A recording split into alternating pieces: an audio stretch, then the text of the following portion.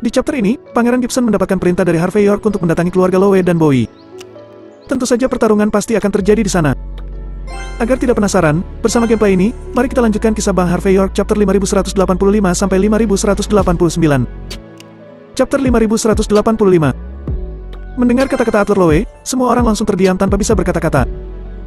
Setelah orang-orang di tempat itu ini saling memandang, mereka mulai mendapatkan kembali kepercayaan diri mereka.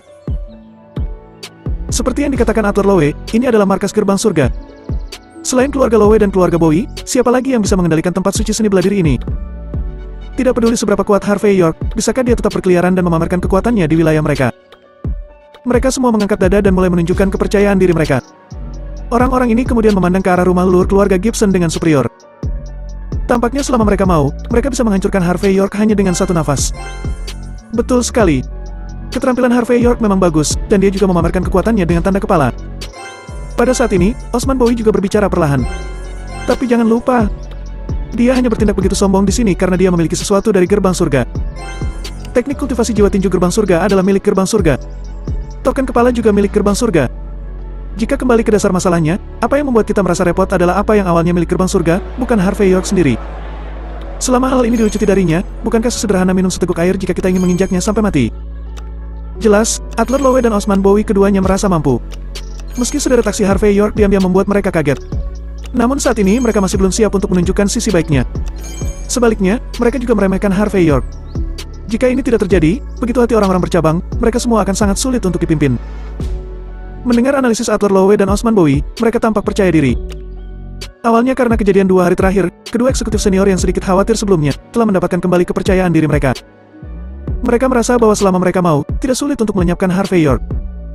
Masuk akal, tinju gerbang surga sangat kuat, dan kultivasi internal dan eksternalnya juga sangat bagus.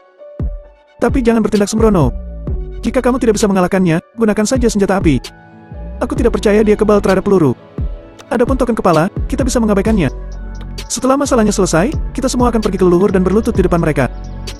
Aku tidak berpikir leluhur ingin kita menyerahkan fondasi gerbang surga kepada orang lain karena adanya token kepala.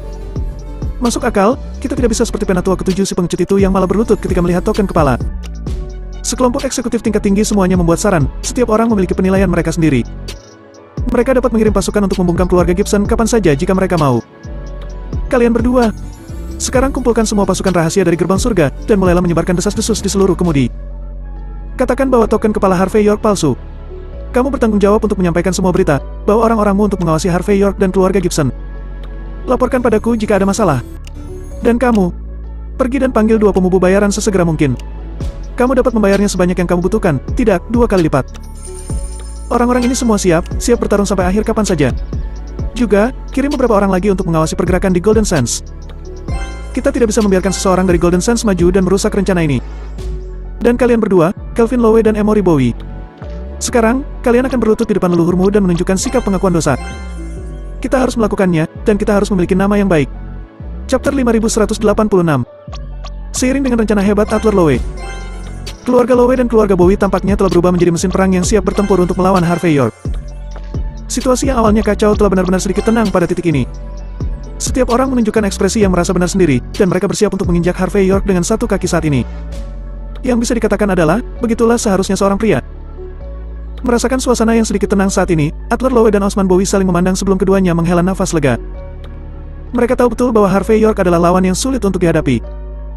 Mereka takut, ini akan membuat mereka benar-benar panik.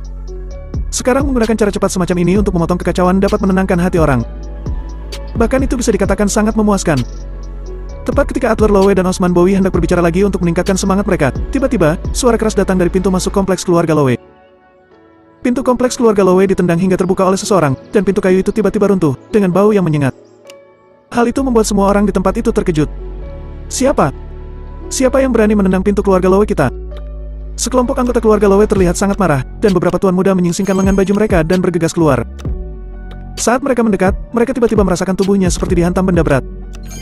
Mereka dikirim terbang dan jatuh ke tanah dengan penuh kesakitan. Sosok yang muncul mengenakan perban di sekujur tubuhnya, tetapi dia terlihat sangat bersemangat. Dia kemudian memandang orang-orang di depannya dengan jijik. Orang itu adalah putra kuil Gibson, Pangeran Gibson. Di sebelah Pangeran Gibson, Rahel Hardy berdiri dengan ekspresi acuh tak acuh. Jelas, dia adalah orang yang baru saja menendang pintu, dan dia juga yang menendang anak-anak dari keluarga Lowe.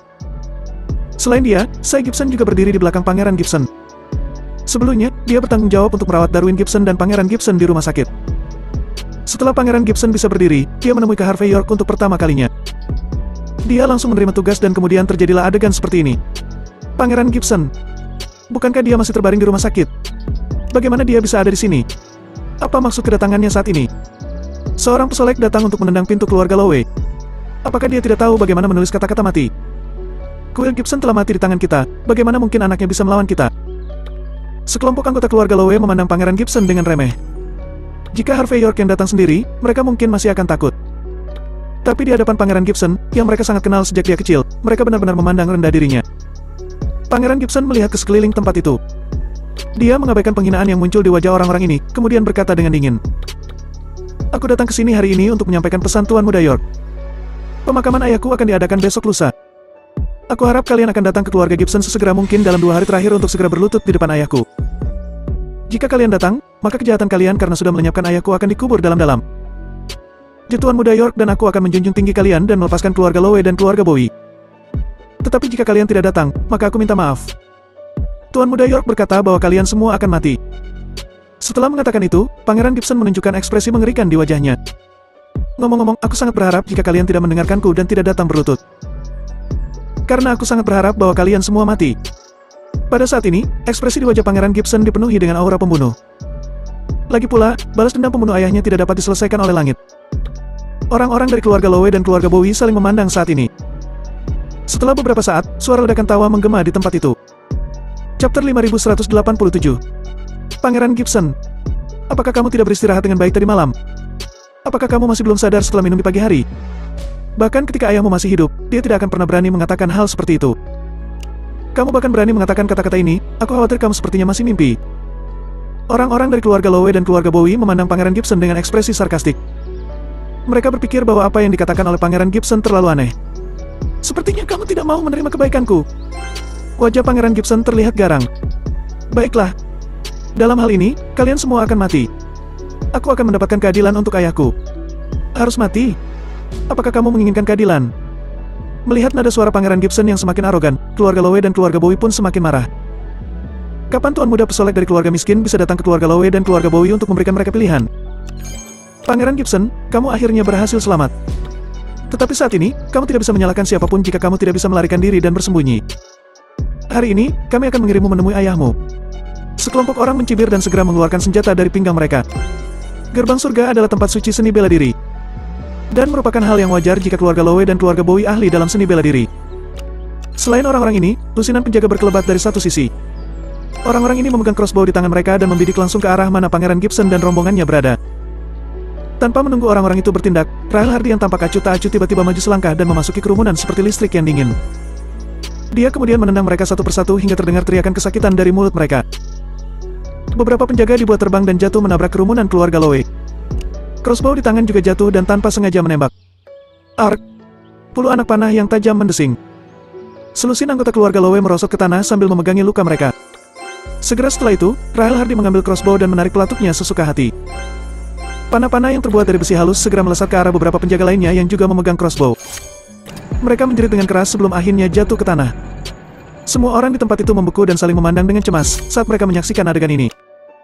Tidak ada yang bisa membayangkan bahwa orang yang berada di sisi Pangeran Gibson sebenarnya sangat kuat. Tidak heran Pangeran Gibson berani memamerkan keperkasaannya di depan keluarga Lowe dan keluarga Bowie. Setelah itu, kedua keluarga itu sangat marah, dan mereka memutuskan untuk menyerang secara bersamaan dan bertarung sampai akhir. Karena kamu ada di sini, kamu akan menjadi tamu kami. Tapi, Pangeran Gibson, kamu tidak beradab dan tidak sopan, masih bisakah kami belajar darimu?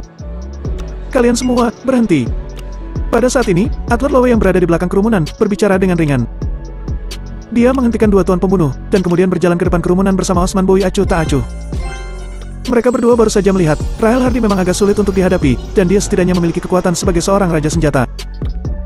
Dalam keadaan seperti itu, jika keluarga Lowe dan keluarga Bowie terus melawan, mereka pasti akan menderita kerugian besar.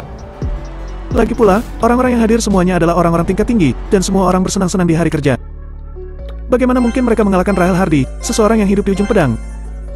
Oleh karena itu, atlet Lowe dan Osman Bowie merasa bahwa jika mereka terlalu kecil, dan mereka akan membuat rencana yang hebat ke depannya. Setelah mempersiapkan banyak perang dan orang-orang siap untuk bertarung sampai mati, dia akan membersihkan Harvey York dan rombongannya. Inilah yang harus dilakukan seorang atasan. Adler Lowe dan Osman Bowie sekarang menganggap diri mereka sebagai pemain catur. Chapter 5188. Setelah mendengar perintah Adler Lowe, keluarga Lowe dan keluarga Bowie saling memandang, dan mereka semua mundur beberapa langkah dengan wajah cemberut. Jelas, mereka juga takut dengan keterampilan yang dipertontonkan Rahel Hardy. Setelah ada perintah untuk tidak melakukan apa-apa, mereka secara alami menurunkan senjata secara langsung. Setiap orang memiliki tubuh yang berharga, yang biasa duduk di aula. Biarkan saja orang-orang di bawah ini yang melakukannya. Jika kesempatannya tidak tepat, siapa yang mau mengambil tindakan? Sekarang ada alasan, tentu saja itu tindakan pengecut. Adler Lowe dan Osman Bowie tidak tahu, karena kata-kata mereka, kepercayaan dari dua eksekutif tingkat tinggi yang akhirnya berkumpul menjadi sangat hancur. Jika tidak, mereka mungkin langsung marah. Pada saat ini, Adler Lowe berjalan ke depan kerumunan dengan tangan di punggungnya. Setelah dia menatap Pangeran Gibson dalam-dalam, dia tersenyum dan berkata, "Keponakanku, karena kamu ada di sini, demi kedua keluarga, kita tidak bisa bertempur satu sama lain. Aku akan memberimu kesempatan. Serahkan metode kultivasi yang ayahmu curi dari keluarga Lowe. Bawa Harvey York hidup-hidup ke sini. Dalam hal ini, atas nama para tetua, aku akan memaafkan ketidaktaatan keluarga Gibson. Bahkan, aku bisa merekomendasikanmu untuk menjadi kepala keluarga Gibson, sesepuh dari sesepuh atas. Dalam hal ini, kamu pasti pemimpin generasi muda di seluruh gerbang surga, bagaimana dengan itu?